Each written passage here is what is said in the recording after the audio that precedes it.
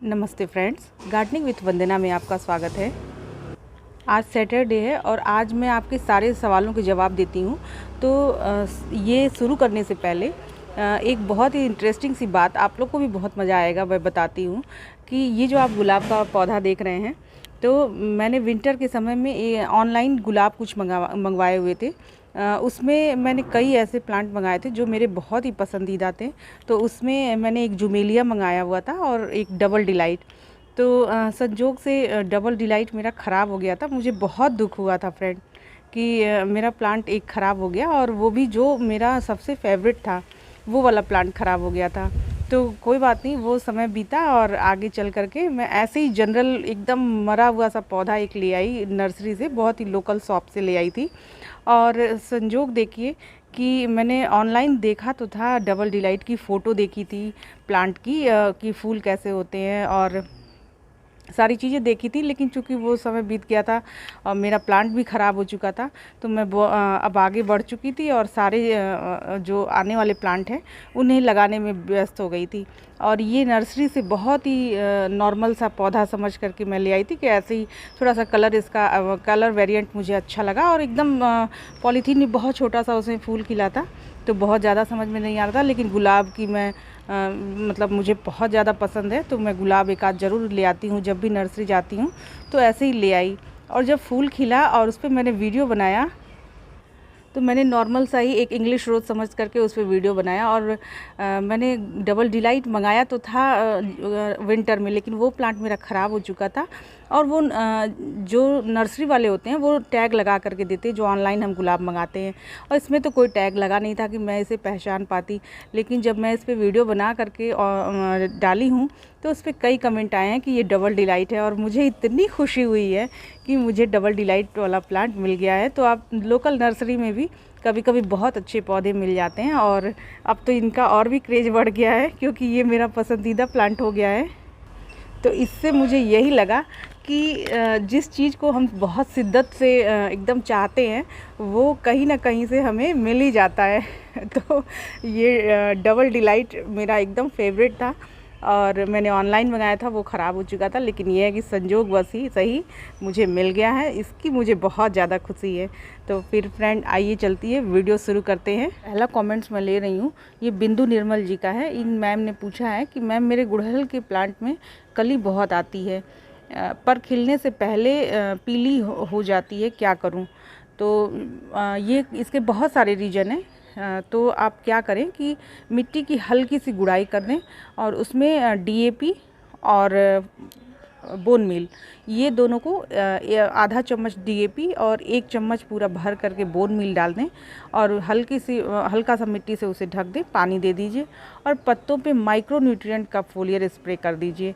अब होता क्या है, कभी कभी गुड़हल के प्लांट में खास करके कि कुछ एक माइक्रो न्यूट्रिएंट्स की भी कमी रह जाती है, तो आप उसका फोलियर स्प्रे कर दिया करेंगे, तो वो प्लांट्स के लिए बहुत अच्छी रहती है। और अगर आप ये रेगुलर करते हैं हर 15 दिनों पे, तो कभी भी कलियां गिरने का कोई रीज़न नहीं रह जाएगा, कलियां बिल्कुल नहीं गिरेंगी। ये 100% गारंटी है कि माइक्रो न्यूट्रिएंट का आप थोड़ा फोलियर स्प्रे कर दिया करिए, और मिट्टी में थोड़ी सी डीएपी, फॉस्फोरस रिच फर्टिलाइज़र होता है, तो इससे जड़ें का विकास बहुत अच्छा होता है, और जड़ें अच्छी हैं, मिट्टी अच्छी है, तो और किसी भी तरह का पेस्ट अटैक पौधे पे नहीं है, तो फूल आने ही आने हैं, ये एकदम नेचुरल है। अगला जो कमेंट्स है फ्रेंड, ये राजेश विगोनिया जी का है। इन्होंने कहा है कि मेरे सारे गुलाब डाई बैक होकर मर जाते हैं, केयर करने के बाद भी एक पत्ता भी नहीं नहीं रहा। तो आपको मैं क्या कहूँ, यही कह सकती हूँ कि आप गुलाब की मेरी वीडियो देखिए, मैं लगाने से ले करके और अब तक की अपडेट आपके साथ शेयर की हूँ, और कोई भी ऐसी बात नहीं है जो मैंने आपको वीडियो में ना बताई हो कि कब कब मैंने क्या क्या कैसे कैसे देती रहती हूँ। और कहती भी हूँ कि फर्टिलाइज़र थोड़ा सा आप बदल के दीजिए। और गुलाब का जो प्लांट है वो थोड़ा सा केयर मांगता है, थोड़ी सी इसको ज़्यादा केयर देनी होती है, तो आप थोड़ा सा भी केयर करेंगे तो गुलाब के पौधे आपके चलेंगे। क्योंकि आप मिट्टी अच्छी बनाइए और पेस्ट अटैक इसमें बहुत होता है, तो उसका ध्यान रखें। आप कोई भी पेस्टिसाइड, कोई भी वो इमिडाक्लोप्रिड रखा करें, माइक्रो न्यूट्रिएंट रखा करें गुलाब के लिए, वो आपके हर प्लांट में काम आएगी और गुलाब में तो काम आएगी ही। तो आप ये सब चीज़ें धीरे धीरे करके छिड़काव करते रहें। जैसे गर्मियों में आप शाम के समय कोई भी फर्टिलाइज़र दे रहे हैं, कोई भी स्प्रे कर रहे हैं, तो वो शाम के समय करें। और ख़ास करके गुलाब को नहलाना बहुत ज़रूरी होता है गर्मियों में। आप गुलाब को डेली अगर आप नहलाते हैं और आपने मिट्टी अच्छी बनाई है, तो आप कोई भी बाहरी फर्टिलाइज़र भी नहीं इस्तेमाल करेंगे तो भी आपके यहाँ फूल ज़रूर आएंगे। ये मैं नहीं कहती हूँ कि एक साथ बहुत सारे फूल आएंगे, लेकिन इक्का दुक्का 2 4 5 करके फूल डेली आते रहेंगे।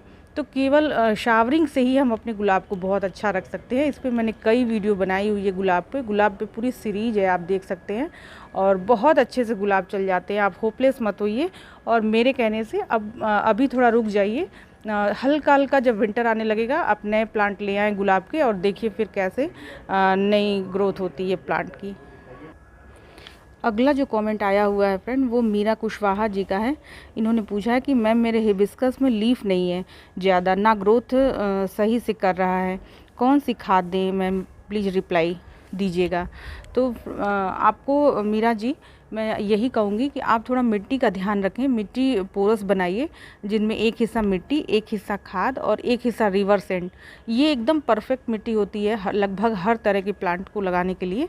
आप इस तरह से ही प्लांट लगाएं और उसमें थोड़े बोन मील, थोड़ी सी नीम खली, ये दोनों मिला करके और अच्छे से प्लांट लगाएं।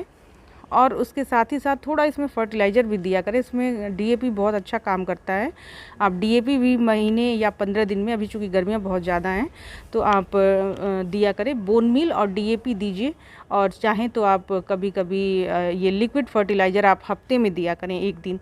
लिक्विड फर्टिलाइज़र आप किस चीज़ का बनाएंगी ये भी मैं बता दे रही हूँ। आप जैसे एक प्लांट के लिए अगर बात करें तो 1 मुट्ठी आप ले लीजिए, आपका वर्मी कंपोस्ट हो या गोबर की खाद हो, उसको ले लीजिए, 1 लीटर पानी में छोड़ दीजिए, मतलब गला लीजिए उसको अच्छे से, और गलाने के बाद 1 से 2 दिन उसको अच्छे से फर्मेंट होने दीजिए। और उसी में चाहें तो आप डीएपी भी मिला लीजिए, डीएपी भी डाल करके छोड़ दीजिए। और डीएपी कितना डालना है वो बस 2 ग्राम के करीब में डालिए। आप 10 दाने बहुत ज़्यादा होते हैं, तो आप केवल 10 दाने दीजिए, और ये रेगुलर दीजिए आप हर 15 दिन पे। और फिर देखिए कि कितनी अच्छी ग्रोथ करेगी, लीफ भी बहुत अच्छी आएंगी। और अगर लीफ की समस्या आपको होती है किसी भी प्लांट में, चाहे वो गुड़हल हो, गुलाब हो, और किसी भी तरह का प्लांट हो, तो आप उसमें क्या करें, थोड़ा एप्सम सॉल्ट डाल दिया करें। महीने में 1 बार 1 चम्मच एप्सम सॉल्ट आप अपने प्लांट्स में दे सकते हैं। 1 लीटर पानी में घोल करके एप्सम सॉल्ट देंगे तो प्लांट्स जो पत्तियां पीली हो जाती हैं, या उसमें कभी कभी आप देखते होंगे कि रेसे दिखने लगते हैं पत्तों के, तो और या हल्की लाइट कलर की हो जाती, पूरी ग्रीनिश नहीं रहती हैं, पत्तियां कम होती हैं, तो उसके लिए एप्सम सॉल्ट ये आपको बहुत अच्छा रहेगा। आप 1 चम्मच ले करके महीने में 1 बार डाल दिया करें पानी में घोल करके 1 लीटर। अगला जो सवाल है वो रेखा गुप्ता जी का है। इनका दो कमेंट्स हैं कि मैम जब भी मैं क्रासुला लगाती हूँ वो सूख जाता है, क्या करूँ। गर्मियाँ हैं तो फ्रेंड थोड़ा सा सेकुलेंट जो प्लांट होते हैं उनमें थोड़ी दिक्कत आती है, वो गलने लगते हैं, तो उसमें बहुत पोरस मिट्टी बनाई जाती है। और इन्होंने वही पूछा है कि पोरस मिट्टी कैसे बनाएं। तो सिंपल अगर प्लांट के लिए बनाते हैं तो मैं बताती ही हूँ आपको कि पोरस मिट्टी बनाने के लिए आप एक हिस्सा मिट्टी, 1 हिस्सा बालू जो आप लेते हैं वो लाल वाला बालू लिया करें, जो थोड़ी मोटी होती है। रेत जब भी लें तो थोड़ी मोटी वाली रेत लें, उससे बहुत अच्छा पोरस मिट्टी बनता है।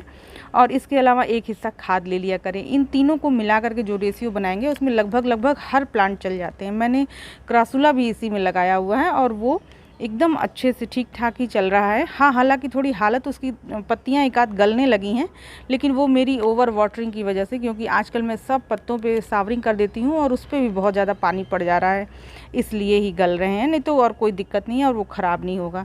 तो पोरस मिट्टी बनाइए इसी तरह से और उसी में प्लांट लगाइए। अगला जो कमेंट आया हुआ है फ्रेंड वो निशा खान जी का है। इन्होंने कहा है कि मैम मेरे प्लांट घना तो बहुत है पर अभी तक उसमें फ्लावर नहीं आ रहे हैं, क्या करूं। इन्होंने पोर्चुलाका के बारे में पूछा है, जिसमें कि फूल इनके नहीं आ रहे हैं, तो आप उसमें थोड़ा सा DAP और थोड़ा सा पोटाश डाल दीजिए। थोड़ा का मतलब होता है 1-1 ग्राम, ज़्यादा नहीं, 1-1 ग्राम आप डाल दीजिए और ये हर हफ्ते डाल दीजिए। देखिए फूल ज़रूर आने लगेंगे। किसी भी प्लांट में अगर सब तरह से पौधा एकदम फ्रेश है, पत्तियां उसकी अच्छी हैं, किसी तरह का कोई पेस्ट अटैक नहीं लगा है, सब तरह से प्लांट एकदम स्वस्थ है और फूल नहीं आ रहे हैं, तो आप DAP और पोटाश का इस्तेमाल उसमें थोड़ा कर देंगे, हफ्ते 10 दिन में उसमें फूल आने लगेंगे। अगला जो कमेंट है फ्रेंड, वो नेचर एंड क्रिएचर लवर से है। इन्होंने पूछा है कि नवंबर के फर्स्ट वीक में ही फ्लावरिंग लेने के लिए क्या करें। इन्होंने गुलदाउदी के लिए पूछा है। तो गुलदाउदी की कटिंग जून महीने से लगाई जाती है। आप जून, जुलाई, अगस्त, सितंबर इन सभी महीनों में लगा सकते हैं। और अगर आपको नवंबर के फर्स्ट वीक में फूल चाहिए तो आप जून के महीने में इसकी कटिंग लगाया करें।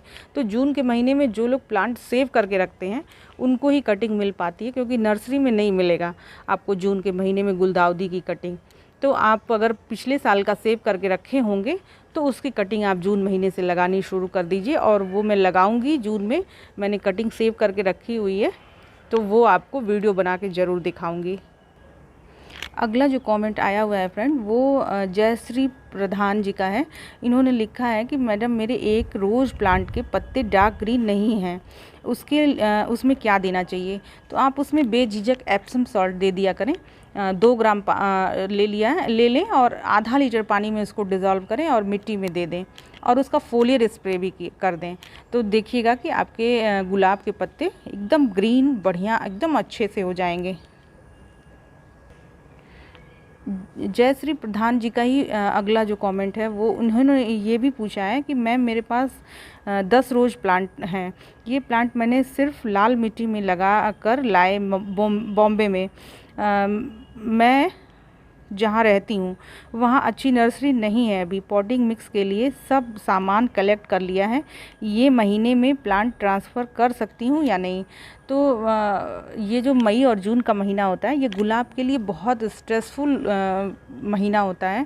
इस समय गुलाब की रीपॉटिंग या कोई भी इस तरह के काम नहीं किए जाते हैं, बस केवल इनको सर्वाइव कराया जाता है कि बस ये प्लांट हमारे यहाँ किसी तरह से बच जाएं और इसमें किसी तरह का थ्रिप्स या माइट्स ये सब चीज़ों का अटैक ना हो, कोई फंगल अटैक ना हो, कोई डाई बैक ना हो। तो ये जो महीना चल रहा है इसमें आप उसको क्या करें कि अगर आप लगाना ही है, जैसे छोटे प्लांटर में है, तो आप बड़ा प्लांटर देना चाह रही हैं तो उसकी मिट्टी को आप बिल्कुल भी हटाएं नहीं।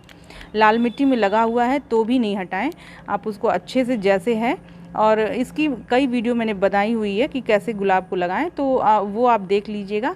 और बिल्कुल मिट्टी इस समय नहीं हटाइएगा। प्लांट स्ट्रेस में जाते ही प्लांट ख़राब होने लगेंगे। वो भी छोटे प्लांट हैं तो उनमें स्ट्रेस बहुत जल्दी आएगा। और उसमें एप्सम सॉल्ट का स्प्रे भी कर दिया करें हमेशा। जैसे हर हफ्ते आप कर देंगे, बस 1 ग्राम आप लेकर के एप्सम सॉल्ट 1 लीटर पानी में घोलिए और जो भी आपके 10 प्लांट हैं, 15 प्लांट हैं, उसमें आप फोलियर स्प्रे कर दिया करिए। और उससे क्या है कि प्लांट को कभी भी स्ट्रेस नहीं होगा।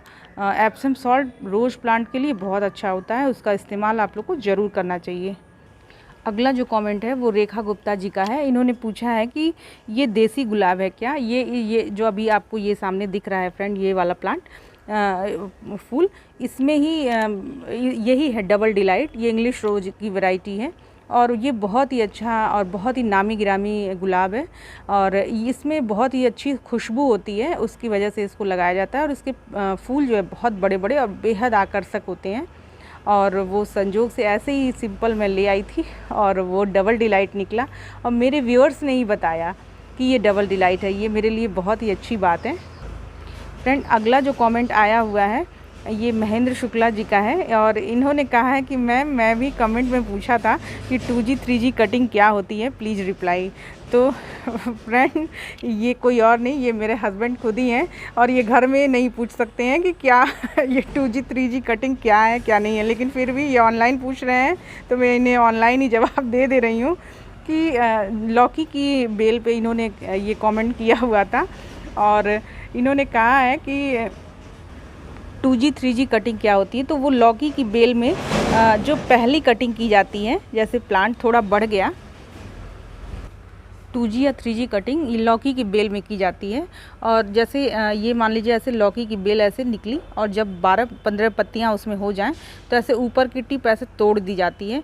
तो उसमें से जो साइड ब्रांचेज निकलती हैं और उनमें भी जैसे एक हमने यहाँ कट किया तो ऐसे साइड ब्रांचेज निकलेंगी। तो जो साइड ब्रांचेज निकलती हैं फिर उन्हें भी कट कर दिया जाता है। तो उसी को ही 2G और 3G कटिंग कहते हैं। तो ये मैंने आपको जवाब दे ही दिया है। तो फ्रेंड, मैंने लगभग सबके कमेंट्स ले लिए हैं और कोई छूट गया हो तो आप दोबारा भी कमेंट में पूछ सकते हैं। तो मेरा ये वीडियो आप लोगों को अच्छा लगा हो तो इसे लाइक करिएगा, शेयर करिएगा और मेरे चैनल को सब्सक्राइब भी करिएगा। नमस्ते फ्रेंड्स।